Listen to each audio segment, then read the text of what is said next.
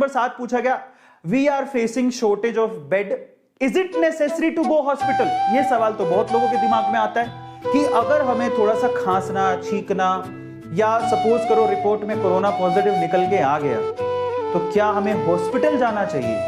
मैं आपसे सवाल पूछता हूं कि ये सवाल किस किस के दिमाग में आ रहा है। Just write down in chat section किस किस को लगता है कि ये सवाल तो मेरे भी दिमाग में था कि अगर हमें थोड़ा सा खांसना, छींकना आ गया तो इस केस में क्या हमें हॉस्पिटल जाके एडमिट हो जाना चाहिए, क्योंकि बहुत सारे लोग कोरोना के डर से ऐसा कर रहे हैं। क्या आपको लगता है ये सवाल आपके दिमाग में था?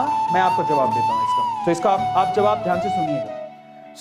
इसका सवाल का जवाब डॉक्टर साहब ने क्या दिया वो आप ध्यान से सुनिएगा, क्योंकि यहां से आपको थोड़ी दिल और दिमाग को तसल्ली मिलेगी। क्या था उनका जवाब? जी हाँ, उन्होंने कहा कि जो कोरोना के पॉजिटिव आने पर फर्स्ट स्टेज में है, माइल्ड सी कोरोना है उनको, वो 85% ऐसे केसेस अपने आप घर पे आइसोलेशन से ही ठीक हो जाते हैं। समझिए, 85% केस जहां पर कोरोना इन्फेक्टेड पर्सन अपने आप को इम्यून यानी कि अपने आप को ठीक खुद से घर पे आइसोलेशन से ही कर लेता है। बस उसको क्या करना है, मतलब माइल्ड सा अगर आप लोगों को लगता है कोरोना या कोरोना पॉजिटिव की रिपोर्ट आई है तो आपको हॉस्पिटल में भर्ती होने की जरूरत नहीं है। आप अपने आप को घर पे आइसोलेट करें और प्रॉपरली स्टीम लेते रहें, प्रॉपर मेडिकेशन लेते रहें, आप अपने आप घर पे ही ठीक हो जाएंगे। बेवजह हॉस्पिटल में भीड़ मत बढ़ाइए, क्योंकि आप कई लोग क्या है, अमीर लोग हैं, ठीक है, पैसा बहुत है उनके पास,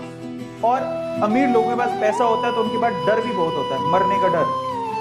अब थोड़ा सा माइल्ड इन्फेक्शन हुआ, उनको अभी कोरोना की रिपोर्ट भी नहीं आई है, थोड़ा सा माइल्ड इन्फेक्शन होगा, कोरोना की रिपोर्ट भी नहीं आई है, डर के मारे बोलेंगे नहीं फटाफट से हॉस्पिटल लेके चलो, फटाफट से हॉस्पिटल लेके चलो।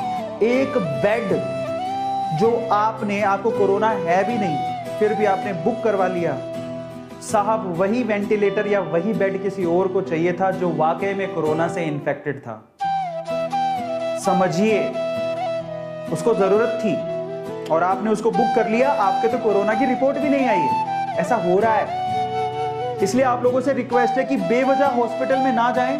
85% केसेस डॉक्टर साहब खुद कहते हैं कि वो घर पे आइसोलेट करें अपने आप को, मेडिकेशन ले, घर पे ही वो आप अपने आप को आइसोलेट कर लेते हैं, मेडिकेशन लेते हैं और घर पे स्टीम लेते हैं, आप घर पे ही ठीक हो जाएंगे। और ये बात सच है, बहुत सारे केसेस में देखा गया है, आपको बहुत सारे कोरोना पेशेंट मिल जाएंगे जो घर पे आइसोलेशन से ही ठीक हो गए हैं, ये सच है।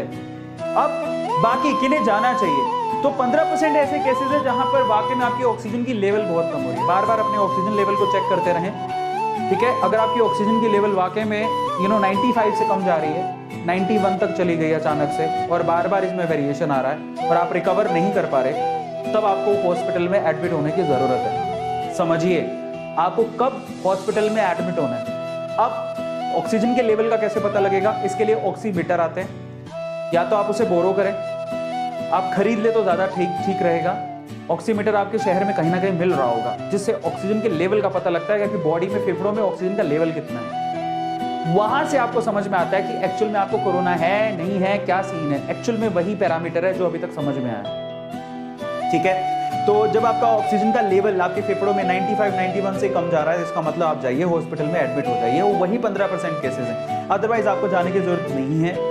और बेसिकली प्रॉब्लम क्या आ रही है, सफोकेशन हो रहा है फेफड़ों में, फेफड़े, लंग्स आपके काम करने बंद हो रहे हैं और कई तो ऑक्सीजन का लेवल इतना गिर जाता है कि उसको तुरंत प्रेशराइज ऑक्सीजन देनी पड़ती है। इसलिए ऑक्सीजन के सिलेंडर की जरूरत पड़ रही है, जो कि प्रेशराइज वे से ऑक्सीजन आपके अंदर पंप करती है, जिससे आपको सांस मिलती है। अदरवाइज तो आप नाक मुंह से सांस ही नहीं ले पा रहे, यही प्रॉब्लम आ रही है।